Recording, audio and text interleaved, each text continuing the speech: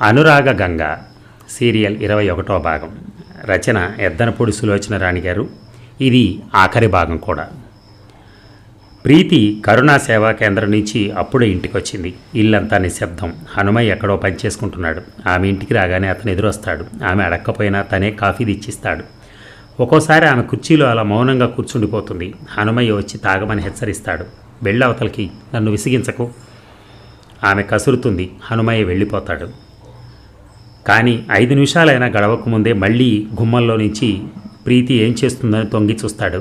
అమ్మ కాఫీ అంటూ గుర్తు చేస్తాడు. ఆమె అతని పోరు పడలేక తాగేసి కప్పు అక్కడ పెడుతుంది. అప్పుడు కానీ హనుమయ్య నిశ్చింతగా అక్కడి నుంచి వెళ్ళడు. ప్రీతికి జీవితం భారంగా ఉంది. ఎన్నాళ్ళు బ్రతుకుతుందో తెలియదు. ఈ జీవితం ఎలా గడపాలో కూడా అర్థం కావటం లేదు. ఆమె తన మనసును తాను చాలా గట్టిపరుచుకోవాలని, చాలా ధైర్యంగా జీవితాన్ని ఎదుర్కోవాలని పెనుగులాడుతోంది. కానీ సాధ్యం కావటం లేదు. భయంకరమైన ఒంటరితనం ఆమె జీవితాన్ని మరుభూమిగా మారుస్తోంది. మనసును నిర్జీవం చేస్తోంది. ప్రీతికి క్రమంగా ఒక విషయం బాగా అర్థమవుతోంది. ఈ జీవితంలో మనిషికి కావాల్సిన పేరు, ప్రతిష్టలు, డబ్బు కానే కాదు. నా అనే తోడు, జీవితంలో సుఖదుఖాలను సమంగా పంచుకునే వ్యక్తి కావాలి. ఆమెకు ఆ తోడు మినహా అన్నీ ఉన్నాయి. తండ్రి పోయిన ప్రీతి జీవితంలో ఒంటరితనం తప్ప ఇంకేం మార్పు రాలేదు. వ్యాపారం గురించి ఈ విషయాలు అడగబోతే భాగస్వాములు మేము చూసుకుంటాంలే అమ్మా అనేవారు. 6 నెలలు తిరక్కముందే వాళ్ళు ప్రీతి భాగానికి నష్టం చేసి చూపించారు. దాన్ని పూడ్చుకోవడానికి ప్రీతి తండ్రి పేరున్న డబ్బంతా తీసి ఇవ్వాల్సి వచ్చింది. చూస్తుండగానే డబ్బు అకౌంట్స్లో అంకెలు మాయమైపోతున్నట్టుగా తగ్గిపోతున్నాయి. లాభాల్లో పెరగాల్సిన అంకెలు నష్టాల్లో వెళ్ళి నిలబడుతున్నాయి. వాళ్ళు మోసం చేస్తున్నారని ప్రీతి తెలుసు. కానీ వారిని అడిగే సహనం, వారితో పేచీ పడే ఓపిక లేదు. ఆ రోజు సాయంత్రం వత్సలు వచ్చాడు. కాగితాలు కొన్ని పరిచి ప్రీతిని వాటి మీద సంతకం పెట్టమన్నాడు. ఏమిటవి అంది. మీ కంపెనీలో భాగస్వాములు చేస్తున్న ఫ్రాడ్ బయటకొచ్చింది. వాళ్ళు నిన్ను మోసం చేస్తున్నారు. నీకు రావాల్సిన లాభాలను మాయించేసి నష్టం చూపించారు. వారి మీద కేసు పెడుతున్నాం. మీకెలా తెలిసింది? ఎలాగో అలా తెలిసింది. ఆ వివరాలు నన్ను అడక్కండి. మీకు కావలసిన వ్యక్తిగా నేను ఈ సాయం చేయదలుచుకున్నాను అన్నాడు అతను. ప్రీతి వత్సలు అడిగిన చోట మారు మాట్లాడకుండా సంతకాలు చేసింది. అది చూసి వత్సలు నవ్వాడు. మీరెంత అమాయకులండి. నేను అడగగానే ఆ కాగితాల మీద సంతకం పెట్టేశారు. మిమ్మల్ని మోసం చేయటం చాలా సులభం. ఏమిటి మీరనేది? ప్రీతి కంగారుగా కాగితాలు గబగబా చదివింది. కానీ అందులో మోసం ఏం లేదు. అక్షరాలు అతను చెప్పిన విషయాలే తూచా తప్పకుండా ఉన్నాయి. ఇదేమిటి, మీరు చెప్పినట్టే ఉన్నాయిగా అంది. వత్సల్ పక్కన నవ్వాడు. మిమ్మల్ని మోసం చేయవచ్చు అన్నాను కానీ నేను మోసం చేస్తున్నానని అనలేదే. అతను కాగితాలు తీసుకుంటూ మీ వెనక అండగా అతను లేకపోతే ఈ పాటికి నసిగినట్టుగా అన్నాడు. ఏమిటి మీరనేది? నాకు సరిగ్గా వినిపించలేదు అంది ప్రీతి. అబ్బే ఏమీ లేదులేండి అన్నాడు అతను లేచి వెళుతూ. ఆగండి అంది ప్రీతి. వత్సల్ ఆగాడు. ప్రీతి వెళ్ళి అల్మరాలో నుంచి డబ్బు తీసుకుని వచ్చింది. కోర్టు కేసు అంటే చాలా డబ్బు అవుతుంది. ఈ డబ్బు మీ దగ్గర ఉంచండి అంటూ అందించింది. వత్సల్ దానివైపు చూశాడు. సరే ఇవ్వండి, వకీల్కి ఇవ్వాలి కదా అన్నాడు. అతని మాటల్లో శ్లేష ప్రీతి గుర్తించలేదు. గుర్తించినా పట్టించుకోలేదు. ప్రీతి హనుమయ్యని పిలిచింది. హనుమయ్య, ఇంట్లో కూరలు ఏమున్నాయి? అన్నీ ఉన్నాయమ్మా, మీకే కూర చేయమంటారు అన్నాడు. అన్నీ ఉన్నాయా? ఎప్పుడు తెచ్చావు? నన్ను అడగకుండా ఒకేసారి అన్నీ ఎందుకు కొన్నావు నిలదీసింది. హనుమయ్య తడబడ్డాడు. ఊరికినే ఇంట్లో ఉంటాయని అన్నాడు. ఇంకెప్పుడు అలా చేయకు అంది. 1-2 సార్లు చెప్తే గానీ బజారుకి వెళ్ళని హనుమయ్య వెళ్ళినా చెప్పినా 4 2 మర్చిపోయిచ్చే హనుమయ్య ఇలా అన్నీ గుర్తుపెట్టుకుని తేవటం ప్రీతికి ఆశ్చర్యంగా అనిపించింది. డాడీ పోయారు కాబట్టి హనుమయ్య నన్ను కంటికి రెప్పలా కాపాడుకుంటున్నాడు కాబోలు అనుకుంది. ఆ ఇంటి దినచర్యలో ఏమీ మార్పు రాలేదు. ఒక్క మహీధర్రావు గారి ఇంట్లో లేని లోటు తప్ప ఇంకేదీ లేదు. నౌకరు టైంకి పనులు చేసుకుంటున్నారు. ఎక్కడ ఎలాంటి లోపము లేదు. ప్రీతికి పగలు ఎలాగో గడిచిపోతోంది. రాత్రికే నరకప్రాయం అయిపోయి తండ్రి వసంత గుర్తుకొస్తే కళ్ళు చెరువులు అయిపోతాయి. మనసంతా లేడి కోనలా గజగజలాడుతోంది. ఆ ఇల్లు, ఆ ఒంటరితనం భయం వేస్తోంది. ప్రీతి ఆ భయం భరించలేక కూర్చుని శరత్చంద్రకి మీరు ఈ ఇంట్లో ఒక అతిథిగా ఉండగలిగితే రావచ్చు అని ఉత్తరం రాసేది. మర్నాడు ఉదయం లేవగానే ఆ ఉత్తరం చూసి చీచి, ఎలాంటి తెలివి తక్కువ ఆలోచన, నేనేనా ఈ పని చేసింది అంటూ దాన్ని తీసుకుని చించి పారేసేది. ఆ రోజు ఉదయం ప్రీతి లేవగానే హనుమయ్య పాకెట్ ఒకటి తెచ్చి అక్కడ పెట్టాడు. ఏమిటి హనుమయ్య అది? కొత్త చీరమ్మా అన్నాడు. కొత్త చీర ఎందుకిప్పుడు? ఈరోజు మీ పుట్టినరోజు కదమ్మా అని గుర్తు చేయడానికి భయపడుతున్నట్టు అన్నాడు. ఆ మాట వినగానే ప్రీతి ఉలిక్కిపడింది. మరుక్షణం మొహంలో అంతా వెలవెలపోయింది. నా పుట్టినరోజా అంది. చూస్తుండగానే ప్రీతి కళ్ళల్లో నీళ్లు తిరిగాయి. మోకాళ్ల మధ్య మొహం దాచుకుంది. ఉవ్వెత్తుగా వచ్చిన దుఃఖపు కెరటం ప్రీతిని నిలువునా ముంచేసింది. తండ్రి గుర్తుకొచ్చాడు. ఆయన ఎంత ఆర్భాటం చేసేవాడు. ప్రీతికి క్రిందటి సంవత్సరం పుట్టినరోజు గుర్తుకొచ్చింది. ఆ రోజు ఉదయం ఫోన్లో గణగణతో లేచింది. ఫోన్ తీయగానే అవతల నుంచి శరత్ చంద్ర పలికాడు. అతను పసుపు పచ్చటి గులాబీ పువ్వు పంపాడు. దాంతోపాటు గ్రీటింగ్ కార్డు ఉంది. ప్రీతికి అది గుర్తుకు రాగానే గబాలను లేచి వెళ్ళి బీరువా తెరిచి అందులో లాకర్ తీసి చూసింది. అందులో భద్రంగా ఉంది. ప్రీతి ఆ కార్డుని చేతుల్లోకి తీసుకుని చూస్తూ ఉండిపోయింది. దాని మీద, ఈ రోజుకి నా జీవితంలో అత్యంత ప్రాధాన్యత ఉంది, ఎందుకంటే ఇది నువ్వు పుట్టినరోజు కాబట్టి. ఆ మాటలు అతనే స్వయంగా తన దస్తూరితో వ్రాశాడు. ప్రీతికి అది గుర్తుకు రాగానే కళ్ళల్లో నీళ్లు చిమ్మాయి. మనిషికి అతి భయంకరమైన నిజం కంటే అభూత కల్పన లాంటి కలే మంచిదేమో. కళ మనిషికి ఆశ అనే వెలుగు చూపిస్తుంది. యథార్థం చీకటిని కల్పించి నిరుత్సాహం కలిగిస్తుంది. అమ్మా దమయంతి గారు, హనుమయ్య వచ్చి చెప్పాడు. ప్రీతి బీరువా దగ్గర నుంచి వెనక్కి తిరిగింది. దమయంతి గారు వచ్చారు. ఎదురుగా దమయంతి నిలబడే ఉంది. ఆంటీ పరిగెత్తుకెళ్ళి కౌగిలించుకుంది. వస్తున్నట్టు నాకు చెప్పలేదే అంది డగ్గుత్తికతో. నీ పుట్టినరోజు కదా, సర్ప్రైజ్ చేద్దామని అంది. ఆవిడ వెనక పినాకపాణి గారు వచ్చారు. హ్యాపీ బర్త్డే టు యూ అన్నారు. అంకుల్, ప్రీతి చిన్నపిల్లల అతని దగ్గరికి పరిగెత్తింది. హ్యాపీ బర్త్డే టు యూ పాట పాడుతున్న ఆయన కంఠం సడన్గా గద్గదికంగా అయిపోయింది. ప్రీతి, ఆయనకు మహీధర్రావు గారు గుర్తుకొచ్చారు. ఈరోజు డాడీ లేరు. మీరు వచ్చి చాలా మంచి పని చేశారు అంకుల్. థ్యాంక్ యూ అని ప్రీతి కంఠం దుఃఖంతో వణికిపోయింది. ఆయన భుజం మీద మొహం దాచుకుని ఏడ్చేసింది. నాకు గుర్తులేదు, కానీ ఆయన ఏదో చెప్పబోయాడు. దమయంతి హుష్ అంటూ పెదవుల మీద చూపుడు వేలు ఆనించుకుని కళ్ళు పెద్దవి చేస్తూ వారించింది. వత్సల గారిని కూడా పిలిచానమ్మా అన్నాడు హనుమయ్య. ప్రీతి తలెత్తింది. ఈ మధ్య హనుమయ్యకి తెలివి ఎక్కువైపోయింది అంకుల్ అని నవ్వుతూ అంది. సాయంత్రం అయింది.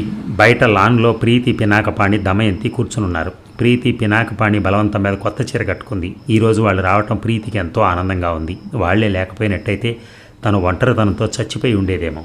ప్రీతికి ఇప్పుడు కాస్త ఊరటగా ఉంది. ప్రీతి దమయంతి కూర్చునున్నారు. పినాకపాణి సిగారు కాలుస్తూ లాన్లోనే అటు ఇటు తిరుగుతున్నారు. వత్సలు వస్తానని ఫోన్ చేశాడు, ఇంకా రాలేదు అంది ప్రీతి. పైప్ కాలుస్తున్న పినాకపాణి గారు ప్రీతి దగ్గరగా వచ్చి కుర్చీ జరుపుకుని కూర్చున్నారు. ప్రీతి, ఈరోజు నీ పుట్టినరోజు, నాకో బహుమతి ఇవ్వాలి అన్నారు. చెప్పండి అంకుల్, అడిగింది కాదనవుగా అన్నారు ఆయన.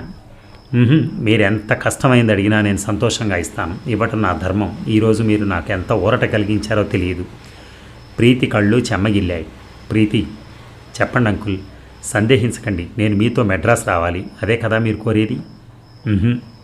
మరి కరుణా సేవా సదనంలో నేను పనిచేయటం మానేయాలి, అంతేనా? ఆయన కాదన్నట్టు తలదిప్పాడు. మరి ఇంకేమిటి? శరత్ చంద్రని నేను రమ్మనమని ఫోన్ చేశాను. ఈ మాట వినగానే ప్రీతి మొహం వెలవెలాపోయింది. అంకుల్ గబాలను లేవబోయింది. ఆయన చేయి పట్టుకుని ఆఫ్ చేశాడు. ప్రీతి, ఈ ఒక్కసారి ఆ మాట విను. అతన్ని నువ్వు అర్థం చేసుకోవడానికి ప్రయత్నించడం లేదన్న అనుమానం. అతను నిన్ను అర్థం చేసుకున్న దానిలో నువ్వు ఒక్క వంతైనా అతని వైపు ఆలోచించుంటే మీ కాపురంలో ఇలాంటి అనర్థం జరిగి ఉండేది కాదు. అతన్ని భర్తగా కాదు, ఒక స్నేహితుడిగా గౌరవించి మాట్లాడు. అతను డాడీ పోయిన తర్వాత నిన్ను ఎన్ని విధాలు ఆదుకున్నాడో తెలుసా? నన్న ప్రీతి కనుబొమ్మలు ముడిచింది. అవును, నిన్నే. డాడీ పోయిన క్షణం నుంచి నీ ఎదురుగా లేకుండా పరోక్షంగా నిలబడి నీ కోసం అన్నీ చేస్తున్నాడు. ఈ ఇంట్లో నీ కోసం రోజు వండే కూర దగ్గర నుంచి వ్యాపారాల్లో ఉండే భాగస్వాములు నిన్ను మోసం చేయకుండా సర్వం అతనే చూస్తున్నాడు. నీకు తెలుసా, నిన్ను మోసం చేసిన వాళ్ళ మీద అతనే కేసు పెట్టాడు. ఆ కేసు అతను గెలవబోతున్నాడు. తను నీ ఎదురుగా రాకుండా వత్సలను పంపి వత్సల ఆ పని చేస్తున్నట్టు నటింపజేశాడు. ఈరోజు నీ పుట్టినరోజని తానే కొత్త చీర కొని హనుమయ్యతో పంపాడు. మాకు మొన్ననే ఫోన్ చేసి, అంకుల్ మీరు ఎన్ని పనులున్నా సరే రావాలి, లేకపోతే ప్రీతి ఆ రోజున చాలా బాధపడుతుంది అని చెప్పాడు. శరత్, నువ్వే ఎప్పటికైనా అర్థం చేసుకుంటావని ఎంతో సహనంగా ప్రవర్తిస్తున్నాడు. కానీ ప్రతి మనిషి సహనానికి హద్దు అనేది ఉందని తెలుసుకో. నువ్వే అతని సైడ్ ఉంటే అతని జీవితం ఇంత నవ్వులు పాలయ్యేది కాదు. రకరకాల పుకార్లతో వెక్కిరింతలతో ఈ లోకం అతన్ని అవహేళన చేసింది, వెక్కిరించింది. అయినా అతను భరించాడు. ఎందుకో తెలుసా? నీకోసం. ఎప్పటికైనా నువ్వు అర్థం చేసుకుంటావు అనే ఆశతో. భార్యాభర్తల మధ్య ఉన్న అనురాగం గంగానదిలా ఉండాలి. పవిత్రమైన గంగానదిలో ఎన్ని కల్మషాలు కొట్టుకొచ్చినా వాటి మురికి ఆ గంగానదికి అంటదు.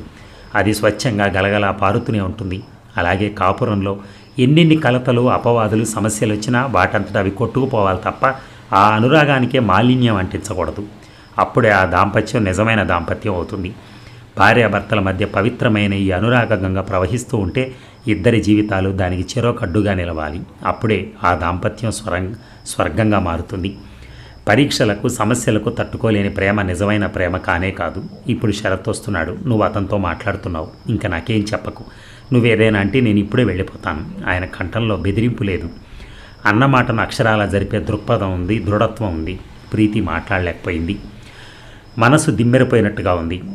కట్టుకున్న చీరను చేతి వేళ్లతో పట్టుకుని చూసుకుంది. ఏమిటి ఈ చీర అతను పంపిందా? ప్రీతికి ఆనందం, దుఃఖం, ఆగ్రహం అన్నీ ఒక్కసారి వచ్చాయి. ఏమిటి అంకుల్ మాట్లాడేది? శరత్ ఇన్నాళ్ళు తన కళ్ళెదుట కనిపించకపోయినా తన నీడలా వెంటే ఉన్నాడు. అందుకేనా డాడీ లేకపోయినా ఆయన ఇంట్లో ఉన్నట్టే అంత క్రమబద్ధంగా పనులు జరుగుతున్నాయి? అందుకేనా డాడీ లేకపోయినా తనకు పని దేనికి ఇబ్బంది అనేది తెలియటం లేదు? ప్రీతికి ఒక్కసారిగా హనుమయ్యకి అన్ని తెలివితేటలు ఎక్కడి నుంచి వచ్చాయో అర్థమైంది. వత్సల్ చీటికి మాటికి తను పిలవకపోయినా ఇంటికి ఎందుకు వస్తున్నాడో అర్థమైంది. ఇంతలో హనుమయ్య పినాకపాణి గారికి ఫోన్ వచ్చింది అంటూ తెచ్చిచ్చాడు. ఆయన ఫోన్ అందుకుని హలో అన్నాడు. అవతల వ్యక్తి ఏం చెప్పాడో ఏమో ఆయన ముఖం వివరణమైంది. వత్సల్, నేను ఇప్పుడే వస్తున్నాను, ప్రీతిని తీసుకుని వస్తున్నాను అని ఫోన్ పెట్టేశాడు. ఏమైంది ఏమైంది అంది దమయంతి. శరత్ కోర్టు నుంచి ఇక్కడికి బయలుదేరి వస్తున్నట్ట. ఇంతలో దోవలో అతని కారుకి యాక్సిడెంట్ అయిందట. వత్సల్ హాస్పిటల్ నుంచి ఫోన్ చేశాడు అన్నారాయన. అయ్యో అంది దమయంతి. కప్పులలో టీ పోస్తున్న ప్రీతి చటక్కన తలెత్తింది. కళ్ళు తిరిగినట్టయ్యాయి. మొదట వసంత, తర్వాత తండ్రి, ఇప్పుడు శరత్. ప్రీతి తూలి పడబోతుంటే దమయంతి పట్టుకుంది. ప్రీతి, పినాకపాణి, దమయంతి హాస్పిటల్కి వచ్చారు. వత్సల్ ఎదురై వారికి శరత్ ఉన్న గదికి తీసుకెళ్లాడు. ప్రీతి ఆ గదిలోకి వెళ్ళేసరికి శరత్ బ్యాండేజెస్తో స్పృహ లేకుండా మంచం మీద ఉన్నాడు. రక్తం ఎక్కిస్తున్నారు, ఆక్సిజన్ పెట్టారు. ప్రీతి నిరుత్తరాలిలాగా అతని వైపే చూస్తోంది. మనిషి జీవితంలో మరునిమిషం ఏమవుతుందో ఎవరికీ తెలియదు కదా. పినాకపాణి గారు శరత్ తన దగ్గరకు వస్తున్నాడని అతనితో మాట్లాడమని అన్నారు. కానీ విధి ఏం చేసింది? తననే అతని దగ్గరికి రప్పించింది. ప్రీతికి కళ్ళల్లో నీళ్లు తిరిగాయి. ప్రీతి పెదవుల మీద వేదాంతం నిండిన చిరునవ్వు కూడా మెదిలింది. ఇదే అతనికి స్పృహ ఉండగా తాను వస్తే అతను ఎంత సంతోషించేవాడో. ప్రీతికి తన మనసు తనకే అర్థం కాకుండా పోయింది. తనకేమైంది? మంచితనానికి నటనకి మధ్య వ్యత్యాసం తెలుసుకోలేకపోయింది. ప్రీతి కూర్చోమ్మా అన్నారు పినాకపాణి గారు. ప్రీతి మంచం పక్కనున్న స్టూల్ మీద కూర్చుంది. శరత్ చేతిని నిద్రలో తెలియకుండా కదుపుతుంటే డాక్టర్ ఆదేశించిన ప్రకారం కదలకుండా పట్టుకుంది. ప్రీతి శరత్ వైపే చూస్తోంది. ప్రీతికి అతని సహనం, మంచితనం గుర్తుకొస్తోంది. అతను తనని అర్థం చేసుకున్నాడు. అతన్ని తను అర్థం చేసుకోలేకపోయింది. ఏమైంది తనకి? వసంత మరణం తన మనసుకు విచక్షణ జ్ఞానం కోల్పోయేటట్టు చేసింది. ఈ లోకంలో అందరూ డబ్బు కోసం ఆరాటపడే వ్యక్తులే అనుకుంది. వినోద్ దగ్గర మోసపోయిన తన మనస్సు శరత్ను కూడా అనుమాన దృష్టితోనే చూసింది. అది అతను భరించలేకపోయాడు. అతను కళ్ళు తెరుస్తాడా? తాను అతని దగ్గరికి వచ్చినట్టు గుర్తిస్తాడా? లేకపోతే ఇది తనకు మరో భయంకరమైన శిక్షగా మారుతుంది. ప్రీతికి ఇప్పుడు ఒక మహాసత్యం తెలుస్తోంది. ఈ ప్రపంచంలో అన్నిటికంటే నా అనే తోడు ఎంతో విలువైంది, అది సాటి లేనిది. ఒక విధంగా చూస్తే జగన్నాథానికి తనకి మధ్య అతను ఎటూ చెప్పలేక నలిబిలి అయిపోయాడేమో. తన ఈ పశ్చాత్తాపం, తన ఈ తెలివితేటలు సమయం మించిన తర్వాత వచ్చినవి కావు కదా భగవంతుడా. శరత్ అసలు కళ్ళు తెరుస్తావా? ప్రీతి మనసు చిగురుటాకులా కంపిస్తోంది. వత్సల్ దగ్గరికి వచ్చాడు. పినాకపాణి ఆ గదిలోంచి డాక్టర్ దగ్గరికి మాట్లాడటానికి వెళ్ళాడు. ప్రీతి, శరత్కి యాక్సిడెంట్ ఎలా జరిగిందో తెలుసా? ఎలా జరిగింది? జగన్నాథమే జీపుతో వచ్చి శరత్ కారు గుద్దేశాడు. అతను రాంగ్ సైడ్ నుంచి కావాలని వేగంగా వచ్చి ఈ కారు గుద్ది పారిపోవాలని చూశాడు. కానీ అక్కడ ఆవు ఒకటి అడ్డు రావడంతో జీపు దానికి కొట్టుకుని పక్కకు తిరిగి లైట్ స్తంభానికి కొట్టుకుంది. స్టీరింగ్ జగన్నాథం పొట్టలోకి నొక్కుపోయింది. పోలీసులు వచ్చి అతన్ని బయటికి లాగేసరికి అప్పటికే ఆలస్యం అయిపోయింది. పోలీసులు అతను శరత్ని మర్డర్ చేయడానికి అలా వచ్చాడని అంటున్నారు. చివరికి తానే ఘోరమైన చావు చచ్చాడు. ప్రీతి పెదవి బిగబట్టి వింది. వాళ్ళిద్దరూ తండ్రి కొడుకులు. ఇది ఏనాటి వైరమో. కన్న కొడుకునే చంపాలనుకునే కసాయి తండ్రి జగన్నాథం. వత్సల్ అంటున్నాడు. నాకు అనుమానం అతనిని మీ డాడీ భాగస్వాములే ప్రోత్సహించుంటారు. వారికి శరత్ ఇప్పుడు చాలా అడ్డుగా ఉన్నాడు కదా. ఎందుకని? వాళ్ల మీద నీ డబ్బు మోసం చేసి కాజేశారని శరత్ తనే దావా వేశాడు. ఆ కేసు మీరే గెలిస్తే కొన్ని లక్షలు వాళ్ళు నీకు ఇవ్వాల్సి ఉంటుంది. ఈ శరత్ అనేవాడు లేకపోతే వాళ్ళకి బాధ ఏదీ ఉండదు. వాళ్ళ మధ్య జగన్నాథాన్ని బాగా దగ్గరకు తీసుకున్నారు ఈ మధ్య. వాళ్ళు వెంట అతను తిరగటం, క్లబ్బులకు వెళ్ళటం నేను స్వయంగా చూశాను. పినాకపాణి గారు కూడా ఈ మాటే అంటున్నారు. శరత్ను చంపటానికి సిద్ధమైన వాళ్ళని ఈయన వదలను అంటున్నారు. డాక్టర్ గదిలోకి వచ్చాడు. శరత్ను పరీక్షగా చూశాడు. అక్కడున్న వత్సల్ని చూస్తూ, ఈ రాత్రంతా ఎవరైనా అతని వద్ద మేలుకొని ఉండాలి. ఆ చేయి కదపనియద్దు. మీ వాళ్ళు ఎవరైనా ఉన్నారా? నేను నర్సును ఏర్పాటు చేయనా అని అడిగాడు. నర్సును ఏర్పాటు చేస్తే బాగుంటుందేమో అన్నాడు వత్సల్. వద్దు నేనుంటాను అంది ప్రీతి. డాక్టర్ శరత్ గురించి తీసుకోవాల్సిన జాగ్రత్తలు చెప్పి వెళ్ళిపోయాడు. పినాకపాణి వచ్చారు. నేను పోలీస్ స్టేషన్కి వెళ్ళొచ్చాను, కావలసిన కాగితాల మీద సంతకం చేసి వచ్చాను. కాస్త ఆగి అన్నారు ఆయన. ఆ జగన్నాథం పోయాడు, నీకు తెలుసా ప్రీతి? ఆయన ఏదో చెప్పబోయాడు. తెలుసు అంకుల్, వత్సల అంతా చెప్పాడు అంది. పినాకపాణి గారు శరత్ను చూస్తూ అన్నారు, ఆ దౌర్భాగ్యుడి కడుపున ఈ అనర్ఘ రత్నం పుట్టడం ఎంత చిత్రం కాదు. ఒక్కొక్కసారి ఈ ఇద్దరు తండ్రి కొడుకులను చూస్తే నాకే ఆశ్చర్యం వేస్తూ ఉంటుంది. ఒక చిన్న విషయంలో కూడా ఇరువురికి స్వభావంలో పోలిక లేనే లేదు. అందుకే అన్నారేమో, సంతానానికి జన్మ ఇవ్వటం వరకే తల్లిదండ్రులు చేయగలిగిన పని, ఆ పైన వారి వ్యక్తిత్వం అదృష్టం వీరి చేతుల్లో ఉండని పని అన్నారాయన. ఇకనైనా శరత్ నిశ్చింతగా ఉండొచ్చు, తండ్రి బాధ వదిలిపోయింది అంది దమయంతి. నేను శరత్ దగ్గర ఉంటానమ్మా, నువ్వు ఆంటీ ఇంటికి వెళ్ళండి అన్నారు పినాకపాణి. వద్దంకుల్, నేనుంటాను దగ్గర అంది ప్రీతి. పినాకపాణి ప్రీతిని వెళ్ళిపోమని బలవంతం చేయలేదు. కొద్దిసేపు అయిన తర్వాత వాళ్ళు వెళ్ళిపోయారు. ప్రీతి గదిలో ఒంటరిగా మిగిలిపోయింది. స్పృహ లేకుండా ఉన్న శరత్ను చూస్తుంటే ప్రీతి మనసులో దుఃఖపు చెరువులు పొంగినట్టయింది. తను అతన్ని అర్థం చేసుకునేటప్పటికే కాలం తీరిపోయిందా? భగవాన్, నన్ను క్షమించకు, శిక్షించు. భగవాన్, నన్ను శిక్షించకు. ప్రీతికి పట్టలేని దుఃఖం వచ్చింది. మంచం మీద తల ఆనించి ఒక్కసారిగా కరువు తీరా ఏడ్చేసింది. వారం రోజుల తర్వాత శరత్చంద్ర తన ఇంట్లో మంచం మీద కూర్చునున్నాడు. ప్రీతి మంచం మీద కూర్చుని అతని తలను గుండెలకు ఆనించుకుని హార్లిక్స్ తాగిస్తోంది. శరత్చంద్ర ఆ రోజు ఉదయమే హాస్పిటల్ నుంచి డిశ్చార్జ్ అయ్యాడు. ప్రీతి అతన్ని సరాసరి అతని ఇంటికే తీసుకొచ్చింది. అతన్ని డిశ్చార్జ్ చేసినప్పుడు కారులో కూర్చుని వస్తుంటే ఎక్కడికి వెళ్తున్నాం, ఏ ఇంటికి అని అడగలేదు. ప్రీతి అతన్ని భుజాలు పట్టుకుని చేయి వేసి పొదిగు పట్టుకుంది. అతను కళ్ళు మూసుకుని నీరసంగా కూర్చున్నాడు. కారు సరాసరి అతని ఇంటికే వచ్చి ఆగింది. హనుమయ్య అక్కడ ఇల్లంతా సర్ది వీరి కోసం వేచి చూస్తున్నాడు. ఆ ఇంట్లోకి వస్తుంటే అతని మనసులో ఉన్న ఏ కొద్ది అనుమానం అది కూడా పటాపంచలైపోయింది. ఆ రోజు అతనికి మొదటిసారిగా స్పృహొచ్చి కళ్ళు తెరవగానే ఎదురుగా పినాకపాణి గారు కనిపించారు. ఆయన పలకరించి పక్కనున్న ప్రీతిని చూపిస్తూ, ఎవరొచ్చారో చూడు.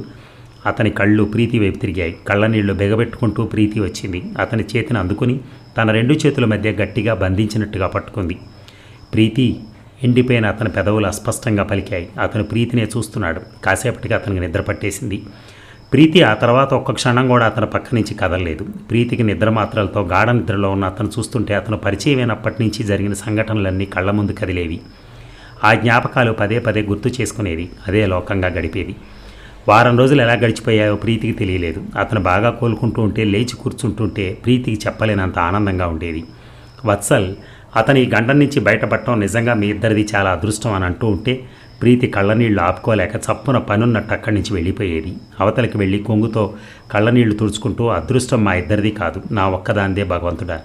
ఈ యాక్సిడెంట్ మూలంగా శరత్కి ఏ ప్రాణహాని అయినా జరిగి ఉంటే ఆ ఆలోచన భరించలేనట్టుగా శరీరం జలధరించింది. యాక్సిడెంట్లో శరత్ను చంపాలనుకున్న జగన్నాథం చచ్చిపోవాల్సిన శరత్ బ్రతకటం కేవలం తన అదృష్టమే. విధి వక్రంగా ఉండి మరో రకంగా జరిగితే ప్రీతి మనసు వణికిపోయేది. ప్రీతికి ఇప్పుడు ఇలా శరత్కి హార్లిక్స్ తాగిస్తూ ఉంటే తను పడిన ఆవేదన అంతా మళ్ళీ మళ్ళీ గుర్తుకొస్తోంది. శరీరం జలధరించినట్టయింది. ఏమైంది అన్నాడు శరత్ అది గమనించి. ఏమీ లేదు అంది. ఇది నిజమేగా, కల కాదుగా? కాదు కల కాదు అని 10 సార్లు తనకు తానే చెప్పుకుంటోంది. నువ్వు ఇలా చూస్తుంటే ఏమనిపిస్తోందో తెలుసా అన్నాడు శరత్. ఏమనిపిస్తోంది? ఎప్పుడూ ఏదైనా సుస్థి చేసి ఇలా ఉంటే బాగుంటుందేమో అని. చప్పున చేత్తో అతను నోరు మూసేసింది. ఇంతలో పినాకపాణి గారు అక్కడికి వచ్చారు. శరత్, గుడ్ న్యూస్, నువ్వు ప్రీతి వైపున వేసిన కేసు కోర్టులో గెలిచావు అన్నారు. నిజంగానా? ఎంతో ఆనందంగా అన్నాడు. అవును, వాళ్ళ లెక్కలన్నీ ఫ్రాడ్ అని తేలాయి. ప్రీతికి డబ్బు రావటమే కాదు, వాళ్ళకి ఇన్కమ్ ట్యాక్స్ పెనాల్టీ కూడా బాగా పడింది.